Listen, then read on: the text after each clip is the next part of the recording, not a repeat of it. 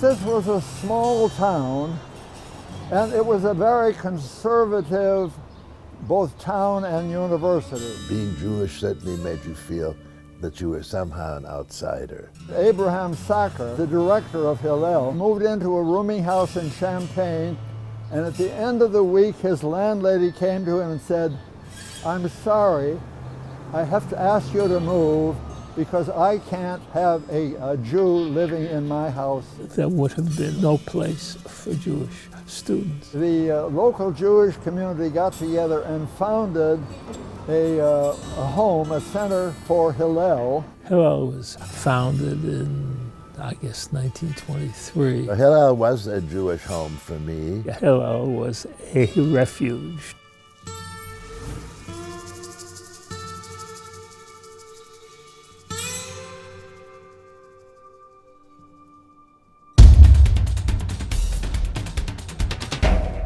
I started Rice in September 1938. We had a rally club and the Pre-Law Society. No Jewish boys were invited.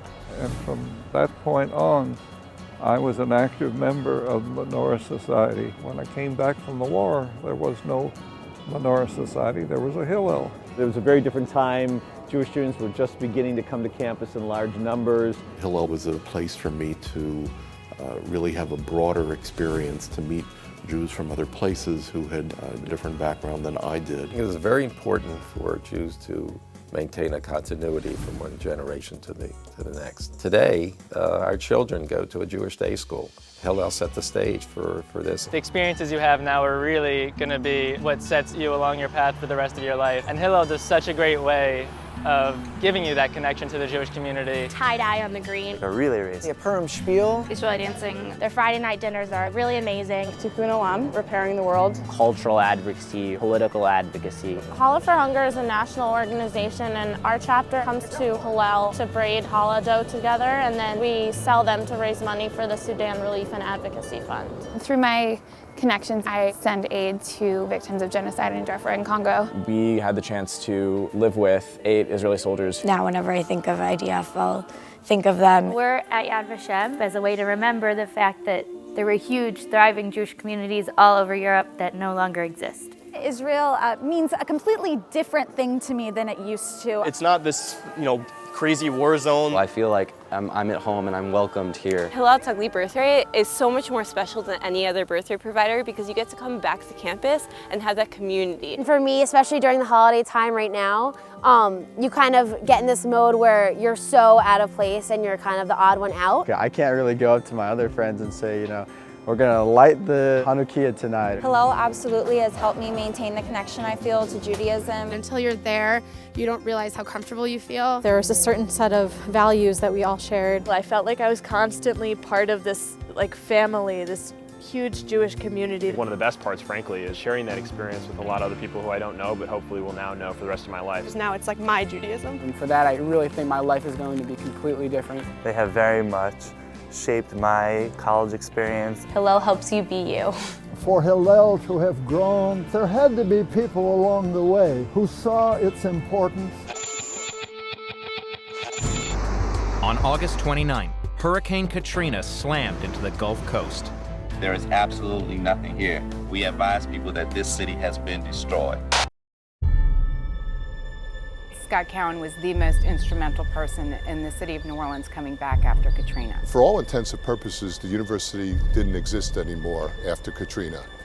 Our 13,000 students were scattered all over the world and we had no idea where they were. And one of the decisions we made after Katrina, which really has had a transformative impact on us, is to become the first and only major research university in the country that integrates public service into the core curriculum. All 4 years students are here. We became the leader in helping to rebuild the city, whether it was building education, healthcare, or really physically rebuilding the city. By putting in this requirement of community service, there's a sense of pride that everyone takes in the city because they've all contributed to the city. The Tulane student is really engaged in wanting to stay a part of New Orleans post-graduation. And we think that will make for better engaged citizens and leaders of the world. Scott Cowan never expects of others what he doesn't expect of himself. By rebuilding the school, Scott Cowan rebuilt the city. We rode those coattails into this building. None of this, in many ways, would have happened If it hadn't been for the vision and foresight of Yvette Jones and Scott Cowan. We do want our students to have opportunities to explore their ideas, to explore the opportunity to take leadership, to be part of a group and actually, define its mission and where it's going. And I think Hillel's programming provides many students that opportunity. Yvette is somebody who knows how to navigate her way through very difficult, tricky, and sometimes what seems to be brick walls. She encourages and fosters creativity. When we were going through the process of reimagining Hillel at Tulane University, we reached out to Tufts University. There was a very important symbiotic relationship that strengthened both Hillel and the university, but most of all appealed to the students. Jewish life in America is a very large ship, and it's hard to alter its direction. College students are a rudder. They're a rudder that could move the American Jewish community. And if they experience a Jewish community at Hillel, then they go out and they make sure that they create those values and those activities in their communities after they leave college. He has a special way of bringing people together and groups together to have really good dialogue. I took Jeff's course called Introduction to Talmud, and I'm smiling as I say that because it was one of the greatest courses I took at Tufts. When you engage people, they see the beauty of the religion and a lot of the traditions and culture. He cares about each student who walks through the door. He wants to create opportunities for them to learn how to lead. We're sending 20 of our students to go to Rwanda in order to come to a deeper understanding of their commitment to fixing a world where genocide is still a reality.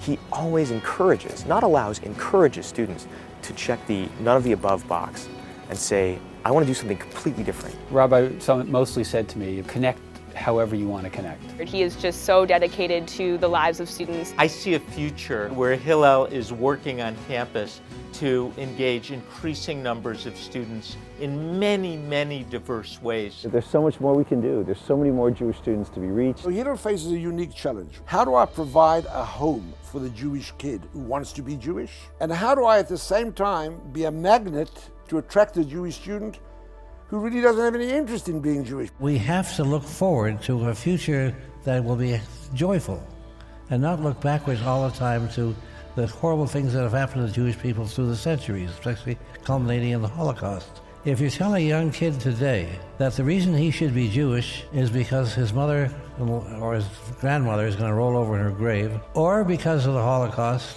or because of Israel, you've lost. It doesn't have anything to do with him or her. If you tell him, on the other hand, that this or her, that this is a great life, it's a wonderful religion, they were told to ask questions, we're allowed to doubt, it's a great way of living, you really feel authentic, and why don't you try it? Hope, not fear. This was Edgar's vision. This was his passion. He believed so deeply in our young people, so deeply in the future, that he wanted to make sure they had the very best opportunities, and that they were connected all over the world. The Talmud tells us, you save one Jew, you save the whole world. And to be able to save Jews is Hillel.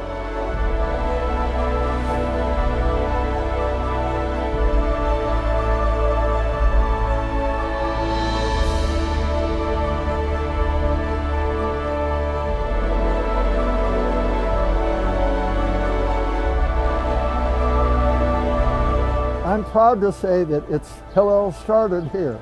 Now it's worldwide. You can't do much better than that.